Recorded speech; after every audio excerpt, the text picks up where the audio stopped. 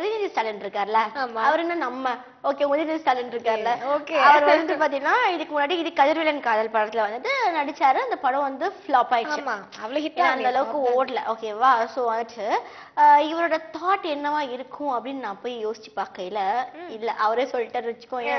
So வந்து நம்ம next படம் வந்து நண்பேண்டா படம் பண்ணிட்டு இருக்காரு. ஓகேவா? நண்பேண்டா படத்துல வந்துட்டு நம்ம நயன்தாரா தான் வந்து ஹீரோயின் ரோல் பண்ணிட்டு இருக்காங்க. அண்ட் பார்த்தா நம்ம சந்தானம் வந்து அதுல இது பண்ணிட்டு இருக்காங்க. சோ இப்படிலாம் வந்து ஒரு கதை அதே டீம் தான் போயிட்டு இருக்கு. போன வாரம் தான் நம்ம சொன்னோம். ஆமா சொல்லிட்டு நாலாவது ஒரு சேம் டீம் வச்சு வந்து அரைச்சமாவே அரைச்சிட்டு இருக்காரு அப்படின்னு சொல்லி பேசிட்டு வந்தோம்ல. அவர் காதுல விழுந்துருச்சு. ராசி மெயின்டைன் பண்றாரோ அப்படின்னு சொல்லிருந்தோம். இந்த வந்து நம்ம பேசின விஷயம் உளுந்து நெக்ஸ்ட் ஒரு படம் பண்றாரு. ஓகே.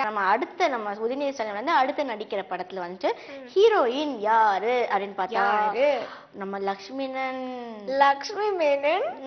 உதய் கூட லிப்லாக் சீனுக்கு ஒத்துட்டு இருந்திருப்பாங்களோ. சோ வந்து எனக்கு கூட அது மேபி விஷால் கூட மட்டும் தான் லிப் லாக் சீன்லாம் பண்ணுவாங்க.